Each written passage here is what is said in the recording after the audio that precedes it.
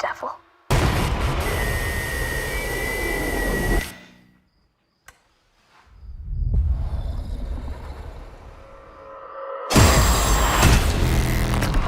Whatever it was, it's back. He killed again. He's getting closer. He wants to talk to you.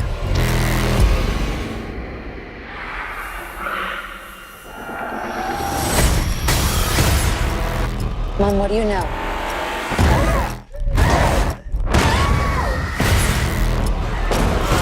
He's coming for me.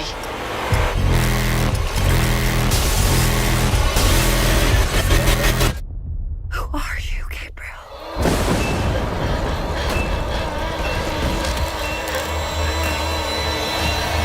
The story begins near the sea in a mysterious hospital. There, a girl named Maddie was staring at the camera with eyes full of fear because she was about to undergo a dangerous operation. As the camera pulled back, it revealed that a strange and terrifying child was attached to her back. Even though it was separate, it was still a part of her. Its brain was so developed that it could control nearby objects without even touching them. When angry, it could become lethal to anyone. Because of this, the doctors had restrained Maddie and separated that part from her. Both their minds were connected to each other. Therefore, it was impossible to completely separate it because doing so could cost Maddie her life. So they stitched a part of that child's brain inside Maddie's skull. Here, the story jumps straight 20 years ahead. Same girl had now grown up and become very beautiful. She was about to become a mother. She had no idea that what was about to happen would shake her soul. As soon as she reached home, Maddie saw her husband watching a boxing match. Without saying anything, she picked up the remote and turned off the TV. Her husband got furious at this small thing and immediately stood up, grabbed Maddie's head and slammed it against the wall. Little did he know that this mistake would later become the reason for his death. Suddenly, Maddie realized she had suffered a deep injury to her head, panicked badly, and ignoring the pain, immediately hid inside the room. Checked her wound, blood was flowing from the back of her head, and her condition was getting worse. But Maddie didn't know that her husband was soon going to pay the price for it.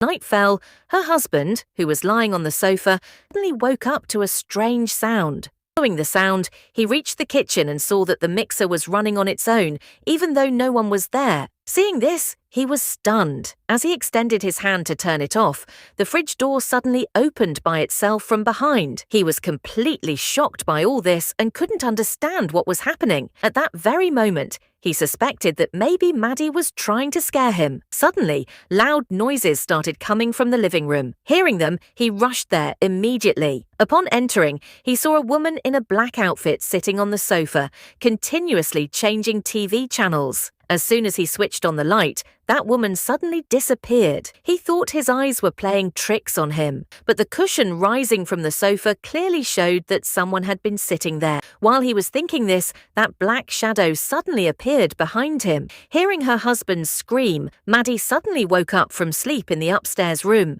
As soon as her eyes fell on the blood on the pillow, she immediately touched her head and felt that the blood was still flowing. Panicking, she ran downstairs. But as soon as she reached downstairs, she saw that her husband's neck was twisted and he was lying dead in a mysterious way. Meanwhile, her eyes fell on the same black shadow sitting nearby with disheveled hair. Seeing it, she panicked in fear and started running straight upstairs. As she tried to close the door, the black shadow pushed her hard and threw her away, causing her to fall to the ground and faint right there. A little while later, the police arrived at the scene due to complaints from the neighbors and were shocked to see the condition of the body. The strangest thing was that there was no sign of forced entry into the entire house, and it was beyond understanding how the killer had entered. To find out the truth, the inspector handling the case reached the hospital so he could ask Maddie some questions. But after losing her child, Maddie was so broken that she was in no condition to tell anything. About 15 days later, when Maddie returned home from the hospital, a strange incident happened again. She saw that the streetlight outside the house was suddenly flickering on its own. During this, she noticed a man in black clothes coming towards her from a distance. Seeing this, her condition worsened again and her fear returned. She immediately ran downstairs and locked all the doors and windows of the house, but as soon as she went to wash clothes, she suddenly saw the face of a strange woman in the mirror. The next moment, that black shadow moved forward rapidly and grabbed the woman's hair, slamming her hard onto the ground. At the exact same moment, the entire room's atmosphere began to change mysteriously. The next moment, Maddie found herself in that woman's house. She couldn't understand how all this was happening. At that time, she saw the man in black clothes pick up a trophy and attack the woman, hitting her head repeatedly like a madman. Within a few seconds, Maddie returned to her own house. When she saw everything normal around her, she thought that perhaps it was all a scary dream. But she didn't know that this was not a dream at all, but reality. Soon the police reached the spot, and they found out that the murders of Maddie's husband and the woman were done in exactly the same way. It has happened from this, from which it became clear to them that the killer of both these murders is the same one. But the woman who was murdered, her name was Glenn, who had performed Maddie's operation 20 years ago. In her house, files of her old patients were kept, from which the police suspected that the killer could be one of them. On the basis of this very suspicion, the inspector picked up all the files and took them to the station and started thoroughly investigating each and every case. Meanwhile, when Maddie went to sleep at night, she saw that an unknown fat man was lying beside her. Seeing this sight, she trembled with fear. Her body had become numb as if, and she was not even able to move. Then suddenly the same black shadow came out from behind her and slowly climbed on top of the fat man. In the very next moment, he took out a big knife and made several continuous attacks on that man. As soon as the black shadow disappeared, Maddie sat up screaming. Scared by the continuously happening incidents, she immediately reached the police station with her sister and told the inspector everything. But no one believed her words. Instead, everyone started laughing at her, thinking she was crazy. Seeing this, her sister got furious and said that if nothing is proved, then send us to the madhouse. Hearing this, the inspector became a little serious. In a short while, Maddie found the address of that fat man from the internet who lived in the opposite building. Then the inspector, along with Black Sister, reached that place for investigation. When all four of them reached there, they saw that indeed the same man was lying dead in his house exactly as Maddie had said. Seeing this, the inspector became convinced that Maddie had seen the murderer. After this, the police got a sketch of the murderer made based on Maddie's statement, which looked exactly like a scary, ghostly person. Seeing this, Black Sister again felt that maybe Maddie was making up some story. Still, Maddie said nothing and quietly left from there. During the investigation, the inspector found a strange case in Dr. Glenn's file. The patient's name was Emily, who was only a 7-year-old girl. She often used to say that she saw strange things and devils. To treat her, Dr. Glenn had made a special treatment plan together with 2 doctors. The surprising thing was that the same Emily later changed her name and became Maddie. Knowing this, the inspector became suspicious. He immediately looked at the old photos of the 3 doctors.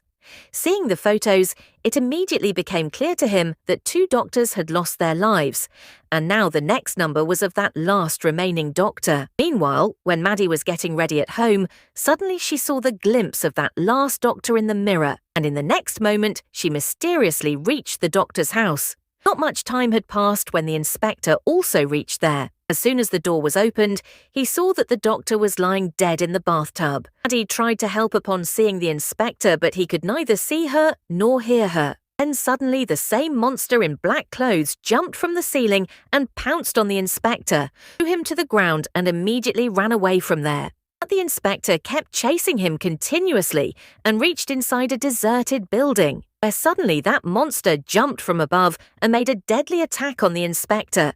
But the inspector was also fully trained. Using the power of his gun, he started controlling that monster. Seeing the situation turning, the monster left the fight and quickly climbed up and escaped from there. But the inspector had become fully convinced that there was some connection of Maddie behind the deaths of these 3 doctors. On the basis of this suspicion, he immediately reached Maddie's house and started trying to know the truth. But Maddie did not remember anything before her 8 years of age. In helplessness, the inspector called a psychologist to know the truth so that Maddie's old memories could be brought back through hypnosis. As soon as Maddie entered her memories, she remembered everything clearly. Actually, before the operation, the child who was attached to the back of her head, she used to call him Gabriel. Gabriel used to control her mind and show her scary things which were not happening in reality. But after the operation, when he was suppressed inside her head, his control ended and he went into some other person's body and started killing those doctors who had locked him up. Hearing all this, the inspector found her words very strange. He felt that Maddie was hiding some truth. But before he could ask anything else, suddenly a woman fell from the ceiling onto the floor. Seeing this sight, Maddie completely broke down, and all the people present there were stunned. Till now, everyone was assuming that Maddie was innocent, but the truth started coming to light. In reality, a woman had been kept captive on the roof of Maddie's house, and it was from there that the murderer's clothes and knife were also recovered. In such a situation, the suspicion fell directly on Maddie, and the police immediately took her into custody. But Maddie kept saying again and again that she had not done anything. Rather, all this Gabriel had done. Then suddenly an unknown call came on the inspector's phone. During the conversation, he realized that it was Gabriel who had kept that woman captive to frame Maddie. But upon hearing that voice, doubt arose in the inspector's mind. He felt that all this was Maddie's ploy so that she could prove herself innocent. Therefore, the inspector, showing his wisdom, immediately arrested Maddie and put her in jail. But Maddie's sister still believed that Maddie was innocent. Therefore, to know the truth, she directly headed towards the same hospital where Maddie's operation had taken place. But upon reaching there, she saw that the hospital had been completely deserted, and there was no trace of any human being around.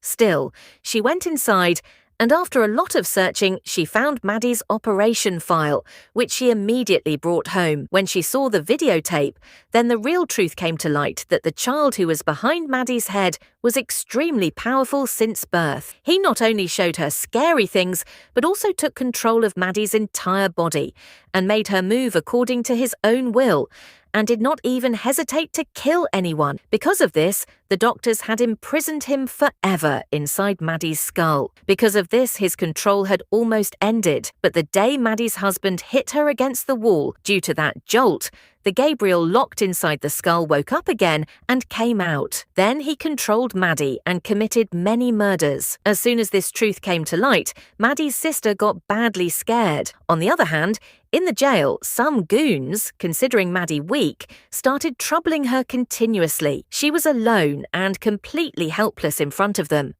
Therefore, they started beating her mercilessly. But as soon as one goon pulled her hair, suddenly the jail lights started flickering and the atmosphere became scary.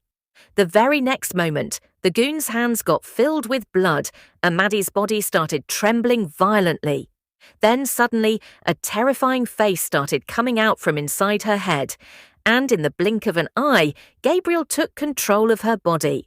The goons who a while ago were considering her weak, now themselves came into danger.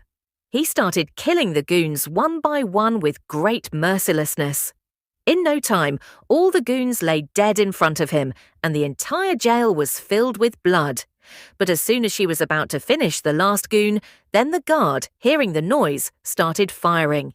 But Gabriel used the goon's body as a shield, and taking cover behind it, quickly attacked and mercilessly finished the guard as well. Meanwhile, Maddie's sister immediately told the inspector everything about Gabriel. Then suddenly, strange screams started being heard from inside the police station. As soon as the inspector reached inside, seeing the scene there, his senses flew away. All the prisoners of the jail and many guards were lying dead on the ground, and Maddie was missing. No one had any idea that Maddie had broken the door and entered the evidence room, from where she took her weapons and started a bloodbath in the station hall. Gabriel killed many policemen one by one. He had complete control over Maddie's body, and he would attack without stopping while running backwards. His fighting skills were so dangerous that no policeman could last more than a few seconds in front of him.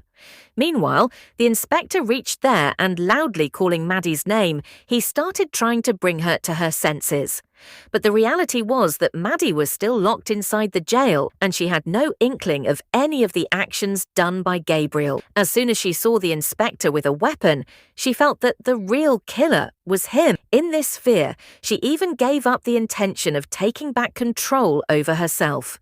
Seizing the opportunity, Gabriel attacked the inspector, due to which his gun slipped from his hand and fell. Black Sister also tried to catch him, but she too could not stop him. After this, Gabriel escaped from the jail. The inspector immediately realized that now Gabriel's next target was the same woman who had fallen from the roof of Maddie's house, and Gabriel was now about to reach the hospital to finish her. On the other hand, Maddie's sister had also reached the hospital so that she could immediately shift that woman to a safe place. But the police deployed outside had received strict orders that no one should be allowed to enter. Therefore, they didn't even let Maddie's sister go inside. Then suddenly the corridor light started flickering, and the policeman suddenly clutched his chest and bent down. Maddie's sister didn't understand anything, and she immediately stepped forward to try to support the guard. But at that very moment, a sudden sharp explosion happened, and he was killed right there. Seeing this, she trembled with fear and immediately ran towards the room and started closing the door. Then Gabriel came there. He kicked the door hard and broke it open. As soon as Gabriel entered inside, he used his strength to smash all the electronic devices in the room to pieces. This made Maddie's sister tremble with fear. In anger, Gabriel took out his knife and started advancing to kill her, while Maddie started shouting loudly to stop him. At the same time, the inspector reached there. Without wasting even a single moment, he fired 2 bullets and injured Gabriel. As soon as he was about to kill Gabriel, Maddie's sister came in between and stopped him.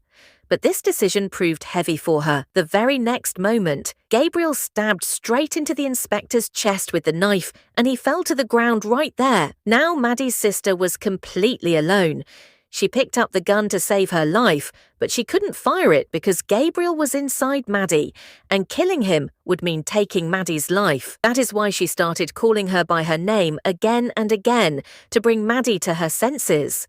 But Gabriel had kept Maddie's body completely under his control with full strength. And suddenly he lifted the hospital bed and threw it at Maddie's sister, and she got crushed right there. Maddie was watching all this, but her body was not under her control, and Maddie's sister knew this very well. Therefore, despite the pain, she started making the last attempt to bring her to her senses. "He killed your children. Because of someone, your miscarriages were happening." As soon as she heard her voice, Maddie suddenly started seeing everything clearly, and the anger inside her erupted. She was trying with full strength to regain control over her body again, but then Gabriel shot Maddie's sister. After which Gabriel turned and finished off that woman lying on the bed as well. At the exact same moment, Maddie's voice started echoing inside Gabriel. He felt the world around him changing, and he realized that Maddie had now woken up and had taken back her control. Then suddenly he came to his senses and found that Maddie's sister was still alive. Seeing this, Gabriel became completely confused. He couldn't understand anything. Then Maddie made him realize the truth. The same power with which he had until now been making her dance to his tunes. Now that same power was going to be used against him. Maddie at that very moment seized the opportunity and completely took Gabriel under control and imprisoned him inside her forever. As soon as this happened, the back part of his head started sealing on its own, and Gabriel's face disappeared forever. Slowly, everything started becoming normal, and the situation became like before again, and with this wonderful story ends.